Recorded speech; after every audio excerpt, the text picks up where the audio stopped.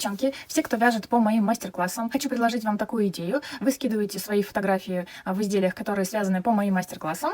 Я создам видео из ваших фотографий с вашими работами и выложу сюда отдельным видео. Мне кажется, это будет очень классно. Поэтому, если у вас есть такое желание, можете присылать фото готовых работ мне в Инстаграм либо ВКонтакте. Название страничек есть у меня в описании к видео. Также отдельную благодарность хочу выразить всем тем, кто присылает донаты на развитие моего канала. Это добровольные и безвозмездные пожертвования. Сейчас во времена отсутствия монетизации меня это очень сильно вдохновляет. Все эти сердечки адресованы вам. Спасибо вам большое. Ну а мы приступаем к видео. Всем привет! Сегодня свяжем вот такой классный комплект, который состоит из капора и варежек. Это видео будет состоять из двух частей. В первой части видео мы с вами свяжем капор. Во втором видео сразу же следом смотрите мастер-класс на варежке. Свой капор я вязала тунисским крючком. Вы можете вязать и обычным крючком. Сейчас попозже я вам расскажу.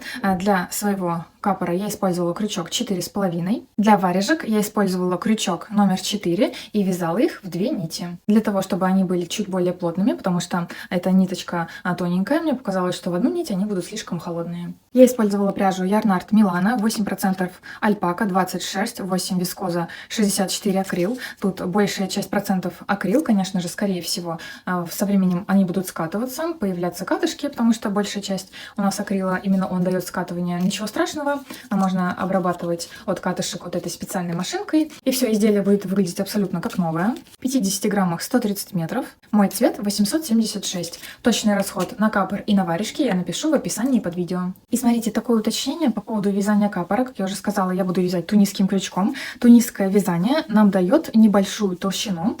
Толщина этого вязания получается чуть больше, чем если бы мы вязали, например, обычным крючком, просто столбики без накида. Поэтому, если вы будете вязать обычными столбиками без накида ваш капор в одну ниточку, я думаю, что есть вероятность, что он будет слишком тонковат. Поэтому, если вы хотите такой тепленький, толстенький капор, то вяжите также тунисским крючком. Если вы не хотите вязать тунисским, а хотите обычным крючком, то вяжите либо в 2 нити, как я вязала варежки этой пряжи, либо просто подберите изначально пряжу чуть более толще. Способ вязания данного капора максимально простой. Здесь не потребуется никаких расчетов. Будем просто прикладывать каждый раз на себя. Мы начнем вязание капора вот с вот этого места, туда, куда продевается наш шнурок. То есть это самый обычный прямоугольник, который я сложила потом в 2 раза и сшила. Вы можете привязывать вот эту деталь самым обычным способом, не обязательно ребристую, как я. Например, просто провяжите прямоугольник обычной гладью, там столбиками без накида, полустолбики и так далее. Я захотела, чтобы у меня вот эта часть была ребристая. Мне кажется, неплохо смотрится. Для этого я крючком номер 4 набираю 11 воздушных петель, делаем закрепительную петлю и набираю 11 петель. Вы можете набирать свое количество, не ориентируйтесь по мне, то есть провяжите какое-то количество рядов, сложите вот так пополам, посмотрите, нравится ли вам ширина будущей резинки. Если все нравится, вяжите дальше. Итак, как обычно, поворачиваем на бочок и со второй перемычки от крючка я провязываю столбик без накида.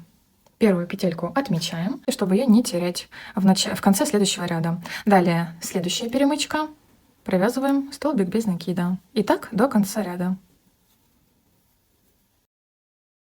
Провязываем в последнюю перемычку, делаем петлю подъема и разворачиваемся. Далее со второй петельки от крючка, вот она первая, вторая, я вязала за заднюю стеночку, просто обычные, опять же, столбики без накида. Первую петлю отмечаем, следующая петелька за заднюю косичку и таким образом провязываю до конца ряда. В конце каждого ряда последнюю петельку, которая у нас отмечена маркером, мы провязываем не за заднюю стеночку косички, как вот здесь, а за всю косичку, за обе стеночки. Таким образом мы сделаем этот край более плотным, не так подверженным растяжению. Делаем воздушную петлю подъема. Со второй петельки от крючка опять я провязываю столбики без накида. Опять первую петлю обязательно отмечаем, провязываем до конца ряда. В каждую петельку за заднюю стеночку столбик без накида. Опять подошли к маркеру, в него мы провязываем столбик без накида за обе стеночки петли. Петля подъема, разворачиваем. Все и таким образом набираем нужную длину вашего вот этого прямоугольника. На данном этапе можно вот так сложить пополам. Посмотрите, нравится ли вам ширина получившегося прямоугольника. Можете вот так приложить к лицу, посмотреть, как это будет смотреться. И если все нравится, продолжаем вязать нужное количество рядов в длину. Вот такой прямоугольник у меня получился. Я не считала количество рядов, в этом вообще нет никакого смысла. Все вяжем, прикладываем на себя.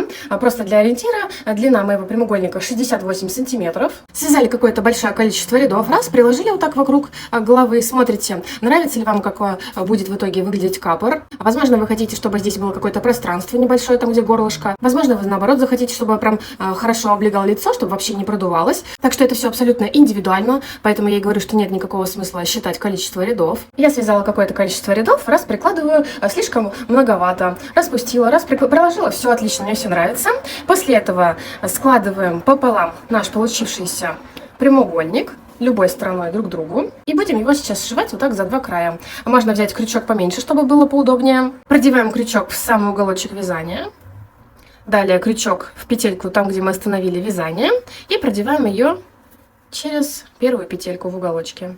Сшивать можно абсолютно любым способом, но вот я буду сшивать соединительными столбиками. Смотрите, прикладывайте так, чтобы все ровненько было. Вот это, видите, ребрышко к ребрышку, чтобы у нас не сдвигалось вот так полотно. Продеваем крючок в верхушку вот этой выпуклости, аналогично на противоположной стороне. Захватываем крючок и провязываем соединительный столбик. Эти столбики не затягивайте, чтобы у нас вот так вот эта резиночка не сужалась. Далее вот в этот промежуток можно продеть крючок. Продеваем крючок сюда, только не за одну какую-нибудь нить продевайте, а за две, чтобы здесь не было отверстий. Аналогично на противоположной стороне. Соединительный столбик. Опять вот в этот бугорок, верхушку, аналогично сзади и соединительный столбик. Опять вот в эту впадинку между вот этими бугорочками. Здесь и соединительный столбик. И таким образом сшиваем до конца ряда. И вот что у нас получилось. Еще раз прикладываем к лицу, на голову смотрим, все ли нам нравится. Смотрите, в принципе, можно начать и отсюда сразу же вывязывать, но я хочу обрезать ниточку и вернуться к началу вязания и подсоединять здесь нить и начать вывязывать. Потому что, смотрите, когда мы провязывали соединительные столбики, они как бы больше на этой стороне. Видите, здесь их нет, потому что, видите, если я сейчас разверну и буду в эту сторону вязать, я их просто не увижу. Мне неудобно будет вот туда смотреть, за них цепляться. К примеру, если бы мы сейчас соединяли не соединительными столбиками, а, например, столбиками без накида, то все петельки остались бы вот прям ровно здесь на ребрышке сверху, и можно было бы сразу прямо отсюда начинать. Но ничего страшного, в принципе. Потом просто спрячем эти кончики. И все, с этого момента начинается самое простое. Продеваем крючок. Вот смотрите, давайте не в эту прям самую первую петельку, а вот где-нибудь вот прям максимально близко к краю, чтобы у нас вязание началось прям вот отсюда, с этой стороны прям. Продеваем рабочую нить, делаем закрепительную петельку, как обычно, и провязываем абсолютно любые столбики, абсолютно любой узор, который вы знаете, который вы умеете вязать, который вам нравится, который вы, возможно, хотели давно попробовать. По сути, мы сейчас будем провязывать просто лишь прямоугольник, то есть с одного края вот этой резиночки вяжем, вяжем, вяжем до второго края. Делаем петлю подъема, разворачиваемся, вяжем в обратном направлении и, по сути, вяжем прямоугольник, то есть глубину нашего капора. Это может быть самое обычное полотно из столбиков без накида, какое-нибудь нерельефное, просто гладкое полотно, столбики с одним накидом. В таком случае полотно получится не очень плотным. Полустолбики с накидом, какой-нибудь патентный столбик и так далее. По сути, вы можете открыть любой мастер-класс, который у меня есть, выбрать любой узор, который я вам показывала когда-либо. На данный момент накопилось достаточно много мастер-классов с разными видами узоров. Все, и такой рисунок берете за основу и провязываете. А еще, кстати, представьте, как классно будет, если мы, к примеру, свяжем маленькие квадратики, например, вот как из этого мастер-класса, либо что-то подобное, и составим из них вот тело нашего капора. В однотонном исполнении мотивы выглядят очень классно, прям такой сдержанный стиль получается. Вот, сделали первую петельку, и вот продеваем в следующую петельку крючок. Например, вот провязываем полотно из столбиков без накида. И делаем столбик без накида. Крючок в следующую петельку, вытаскиваем нить. И просто столбик без накида. Все, и таким образом провязываем до конца ряда. К примеру, подошли к концу ряда. В конце каждого ряда делаем всегда одну петельку подъема, разворачиваем вязание. И со второй петельки от крючка также провязываем, ну, в данном случае столбики без накида. В первую петельку, во вторую и во все последующие. Подошли к противоположной стороне. Опять в последнюю петельку провязываем столбик без накида, делаем воздушную петлю, разворачиваем и опять со второй петельки от крючка провязываем наш узор. Также представьте, из тонкой пряжи классно получатся шишечки, например, сами посмотрите, как их располагать, можно в шахматном порядке, можно в хаотичном. Но я вместо обычного крючка буду вязать тунисским крючком. Вот мой тунисский крючок. Я давно хотела попробовать связать что-то из тонкого маленького номера крючка. Вот у меня в данном случае 4,5. Мы с вами вязали вот этот самый первый кардиган тунисским способом. Потом частично мы связали тунисским крючком вот этот кардиган. Очень мне нравится полотно, которое получается. Там мы использовали крючки большего размера. Я, повторюсь, хотела давно попробовать маленького размера повязать. Но вот как раз попался случай. Почему бы его не использовать? Тем более не зря же я покупала эти крючки, что они без дела лежат. Подробнее про тунисский крючок я рассказывала в самом первом видео с этим кардиганом, так что проходите туда, смотрите. Здесь я заострять внимание ни на чем не буду, я просто покажу вам основу. Смотрите, продеваем крючок вот в ту же петельку, прямо в которую мы провязывали сейчас крючком, прямо вот в самый уголочек у края. Продеваем рабочую нить, делаем закрепительную петельку. И точно так же провязываем в каждую петельку. Вот следующая петелька, провязываем через нее, петельку оставляем на крючке. Следующая петелька, проводим через нее, оставляем на крючке. То есть всегда справа налево, когда мы вяжем, все петли мы оставляем на крючке. Таким образом продеваем в каждую петельку, провязываем до конца ряда.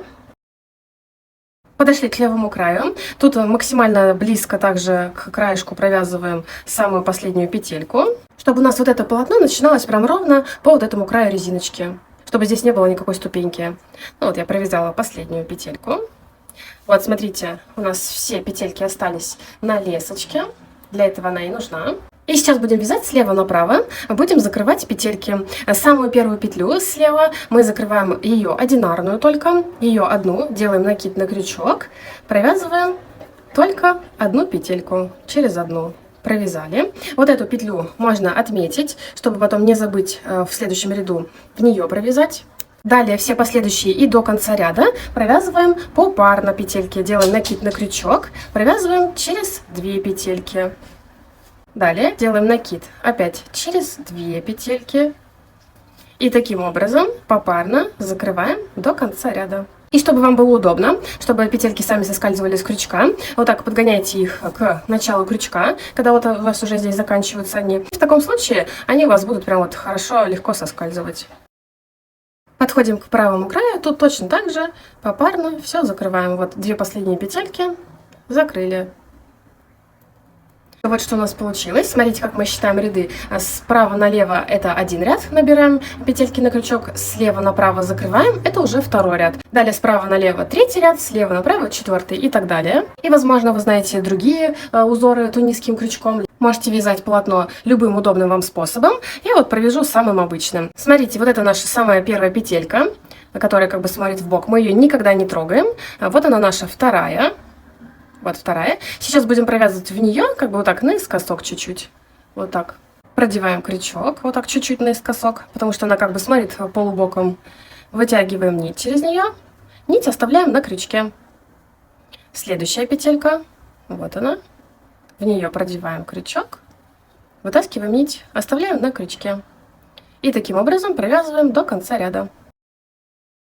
Подошли к левому краю, самую последнюю петельку провязываем в петлю, отмеченную маркером, вот так за 2 стеночки. Провязываем петельку.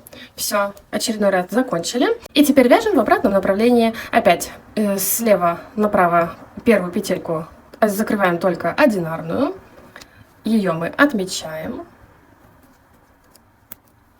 Все, и все последующие закрываем попарно до конца ряда. И вот такая деталь у меня получилась. Я провязала какое-то количество рядов, я их не считала, в этом нет смысла.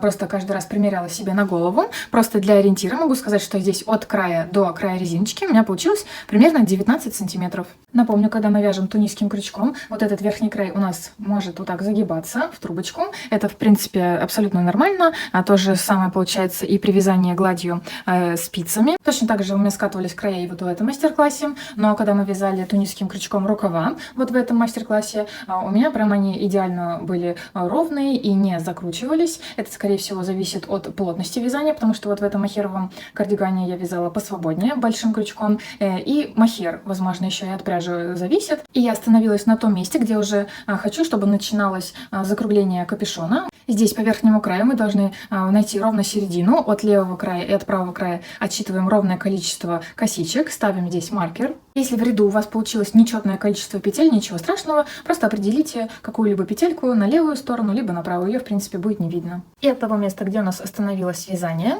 до нашего маркера посередине капюшона провязываем просто самые обычные петли. Вот подошли к маркеру. Маркер у меня стоит между двух косичек, то есть с этой стороны от этой косички до правого края и от этой косички до левого края у меня одинаковое количество косичек. И смотрите, когда вот мы подошли к маркеру, к середине, у нас осталось две непровязанные петельки. Вот первая и вот вторая. И из них мы делаем убавку. Продеваем крючок сначала в одну петельку и тут же во вторую. И вот эти две петельки на крючке объединяем одной рабочей нитью. Все, таким образом у нас получилась убавка. Далее слева направо вяжем как обычно. То есть сначала делаем одинарную петельку. Ее мы отмечаем как обычно, чтобы не забыть про нее в следующем ряду. И далее попарно до конца ряда. Довязали. Сейчас опять справа налево просто как обычно провязываем в каждую петельку. Подошли к левому краю, где мы сделали сейчас первую убавку, и сейчас будем делать еще одну убавку. Вот мы не довязали до вот этого маркера одну петельку, вот она. Сейчас продеваем крючок в нее и продеваем крючок вот в эту петельку, отмеченную маркером, в самую последнюю. И через вот эти две петельки, вот эту петлю и вот эту, объединяем одной рабочей нитью. Также делаем одну воздушную петельку, ее мы отмечаем. И попарно закрываем, как обычно, до конца ряда петли. Подошли к правому краю. Здесь опять, как обычно, провязываем до левого края, там, где у нас убавки. Снова подошли к левому краю. Вот у нас осталась одна непровязанная петелька и вот эта петля, отмеченная маркером. Продеваем через них сразу одним крючком. Через вот эту петельку и через петлю, отмеченную маркером. Петлю, отмеченную маркером, продеваем не за одну стеночку, а за вот эти две. И через вот эти как бы две петельки, вот эти две и вот эта одинарная, ну получается через три, одним крючком, одной рабочей нитью. Одна петля, ее отмечаем. И как обычно вяжем до конца ряда. Все, и таким образом мы провязываем нужное количество рядов с убавками. Я думаю, уже вы поняли принцип. То есть довязываем здесь до маркера вот эту последнюю петельку и вот эту петлю, отмеченную маркером, объединяем в одну. По обратной стороне вяжем как обычно, возвращаемся, делаем все то же самое и провязываем такое количество рядов, вот сколько вы хотите, чтобы был скос вот здесь на капюшоне.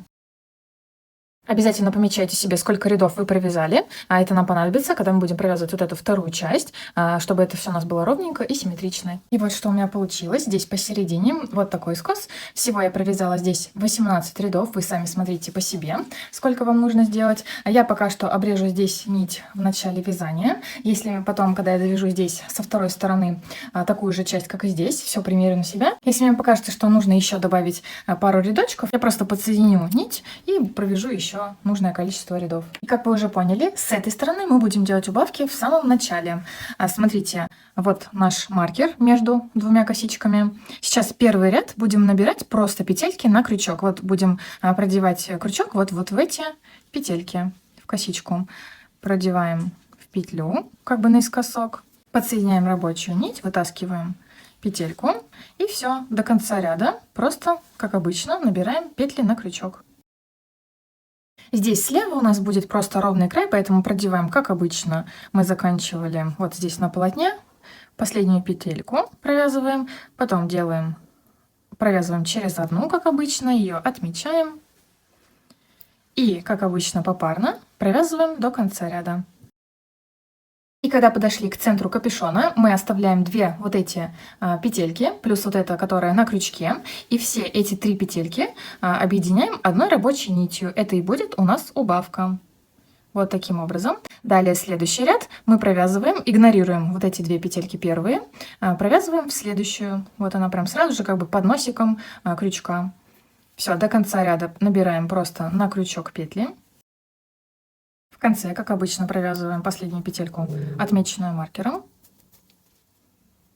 Делаем одну петельку, отмечаем. До конца ряда провязываем попарно, как обычно. Опять, когда подошли к правому краю, оставляем вот эти 2 петельки, плюс та еще, которая на крючке. Итого все 3 петельки на крючке одной рабочей нитью.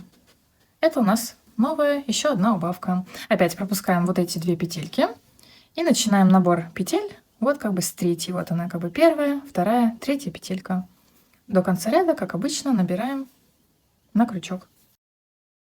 И все таким образом делаются убавки в начале ряда. И продолжаем вывязывать столько же рядов, сколько на этой половинке.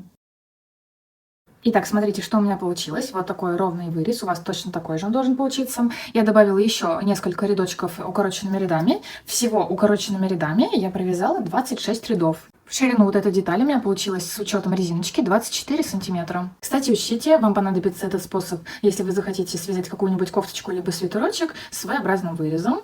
И вот такой классный вырез у вас получится. Если вы вяжете свой капор просто обычными столбиками без накидок, к примеру, вы связали вот это вот полотно. Далее мы точно так же обозначаем ровно середину, там, где у нас начинаются здесь убавки и здесь. И точно так же, смотрите, подходим сначала с одной стороны к нашему маркеру, к середине капора. В конце оставляем 2 недовязанные петельки, из них делаем убавку, продеваем в одну петельку крючок, вытаскиваем нить, продеваем тут же в следующую, и все 3 петельки на крючке одной рабочей нитью. Делаем, как обычно, в конце каждого ряда петлю подъема, разворачиваемся со второй петельки от крючка, первая, вторая, провязываем до конца просто столбики без накида, вот эту обязательно отмечаем, чтобы ее не забывать в следующем ряду. Провязываем просто до конца в каждую петлю. В конце ряда, как обычно, петля подъема. Со второй петельки от крючка провязываем до маркера. В конце у нас осталась одна петелька и петелька, отмеченная маркером. И из них мы делаем опять убавку. В одну петельку проводим, вытаскиваем рабочую нить. В эту петельку, которая была отмечена маркером, вытаскиваем нить. 3 петли на крючке одной рабочей нитью.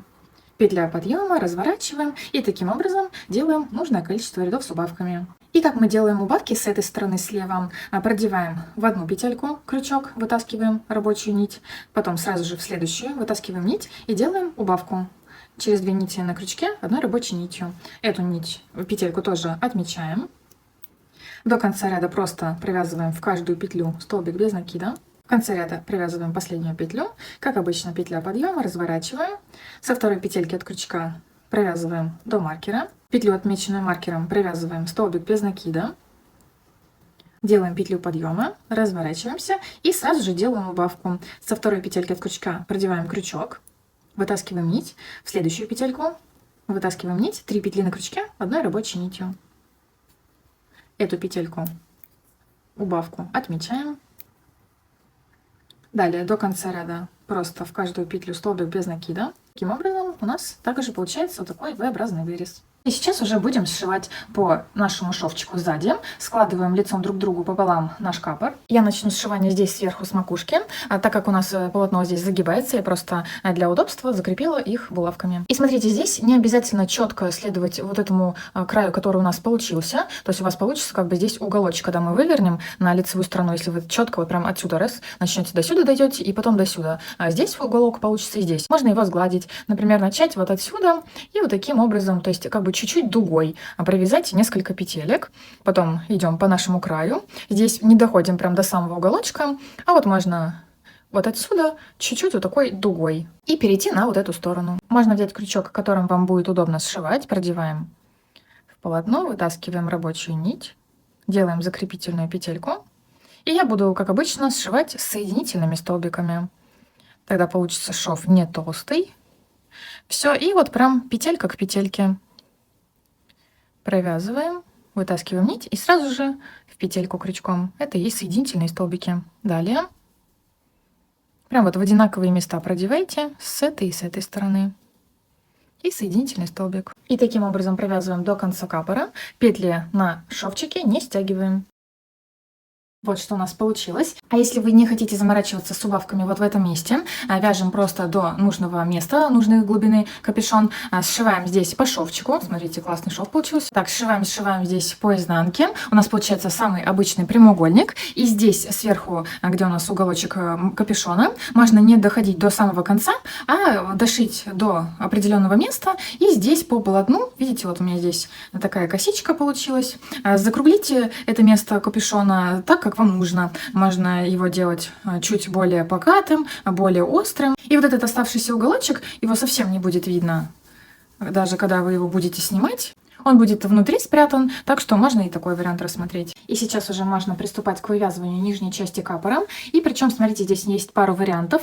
Можно сейчас начать вывязывать просто вот так по кругу, нужную длину. Таким образом, когда вы будете надевать его на себя, он здесь будет сбориться, да, потому что вот эта часть будет упираться в плечики, и она будет у вас сбориться здесь как по типу шарфика. Второй вариант, можно провязать какое-то количество рядов просто по кругу, а потом уже начать вывязывать как бы пополам. То есть сначала переднюю часть просто поворотными рядами, и потом заднюю часть. Таким образом у нас здесь по бокам получатся такие вырезы, которые хорошо будут садиться на плечики, и они здесь сбориться не будут. И третий вариант. Сейчас сразу же можно уже начать вывязывать, то есть начинаем с середины, либо вот с того места, где вы хотите, чтобы начался вот этот вырез. Сейчас нужно вам примерить, посмотреть перед зеркалом, где начать вязать. Провязываем от середины сбоку, здесь по переду, потом до противоположной стороны сбоку, и так далее просто делаем поворотными рядами, потом подсоединяемся и вяжем аналогично сзади. Таким образом у нас прям вот от капюшончика получится вот такой разрез, который хорошо будет лежать на плечиках, и здесь ничего не будет сбориться.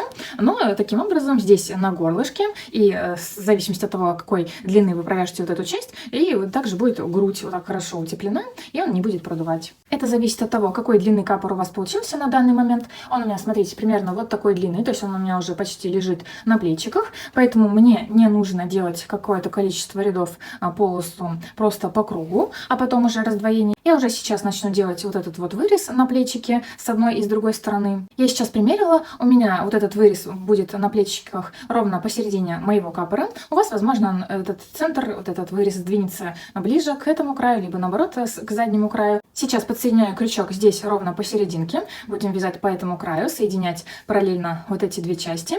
И закончим на обратной стороне ровно так же посередине. Сейчас будем вывязывать переднюю часть, поэтому я подсоединяюсь не с этого края, а вот с противоположного, потому что мы вяжем вот в таком направлении. Вот моя середина капора. По нижнему краю подсоединяю крючок. Смотрите, не за одну петельку продевайте, а вот так, чтобы за две. Таким образом здесь не будет образовываться отверстий. Подсоединяем ниточку. Вытаскиваем петельку. И, как обычно, набираем просто петельки на крючок. Продеваем крючок вот прям в каждую петельку по краю. Когда подошли к вот этой первой резиночке, сейчас нам нужно будет провязать вот за вот этот как бы нижний край резиночки, потому что здесь нам нужно, чтобы осталось отверстие, в которое мы проденем потом шнурок. Так, то есть, смотрите, вот прям куда получится, продевайте крючок. И вот прям до края резиночки провязываем петли. Все. Вот у нас что получилось. И сразу же начинаем набирать петли. Вот также за заднюю стеночку у второй резиночки. Вот прям как можно ближе к краю резиночки, чтобы здесь не было тоже отверстия между резинками. Здесь подтягиваем, чтобы здесь не было расстояния между резинками.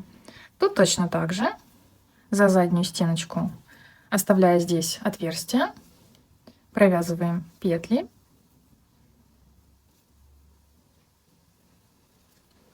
И переходим на основное полотно. И провязываем до боковой части капора.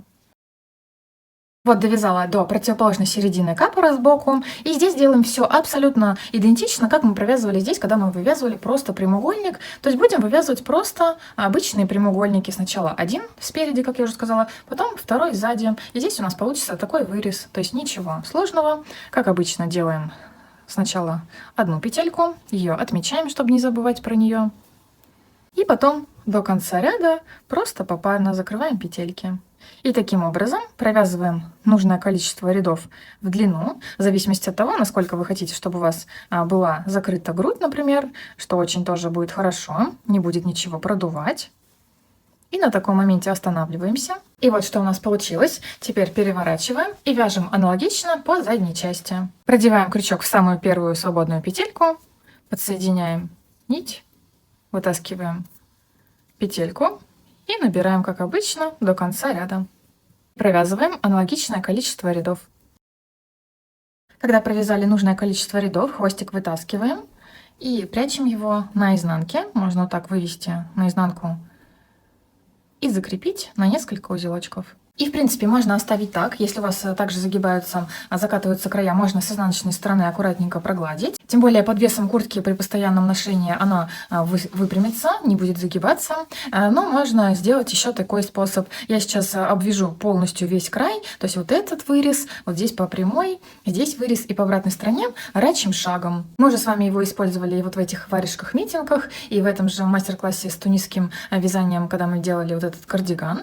Он отчасти помогает немного утяжелить край и не давать закатываться вот этому краю. Вяжем слева направо. Продеваем крючок в любое место. Ну вот, можно прям вот в самый уголочек. Вытаскиваем рабочую нить. Вяжем обычным крючком. Возьмите крючок, который вам удобен. Делаем воздушную петельку. И сейчас будем провязывать вот как бы в эти петельки. Не вот эти, которые как бы столбики на нас смотрят, а вот прям видимые петельки. Сейчас проводим крючок в одну из петелек. Вытаскиваем рабочую нить. 2 петельки на крючке. Объединяем одной рабочей нитью. Далее продеваем крючок в следующую петельку.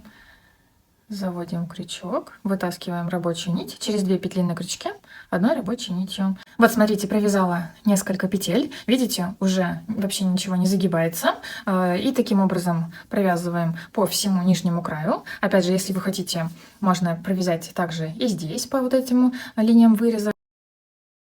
Когда дошли до уголочка, прям сразу же перекидываемся на эту сторону и просто продолжаем вязать по этому вырезу. Подошли к самому началу, здесь хвостик вытаскиваем и закрепляем на изнанке. И вот что у нас получилось, и теперь нам нужно придумать какой-либо шнурок, чтобы можно было затягивать капор. Можно связать самый обычный прямоугольник и провязать несколько рядов в нужную вам ширину. Получится самый обычный плоский шнурок. Также можно связать воздушную цепочку из нескольких нитей, то есть складываем нужное количество нитей. Это зависит от того, какой толщины вы хотите шнурочек. Чем больше нитей, тем он будет толще. И просто набираем самую обычную воздушную цепочку. И вот у нас получится вот такая косичка, которая также может быть в виде шнурочка.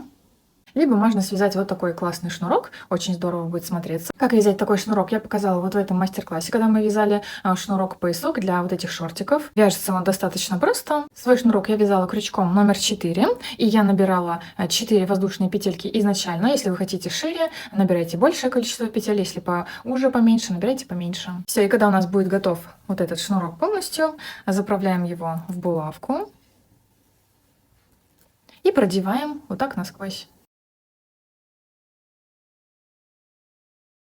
И вот такой классный капор у нас получился. Во втором видео следом смотрите мастер-класс на варежке. Всем спасибо за просмотр. Всем пока!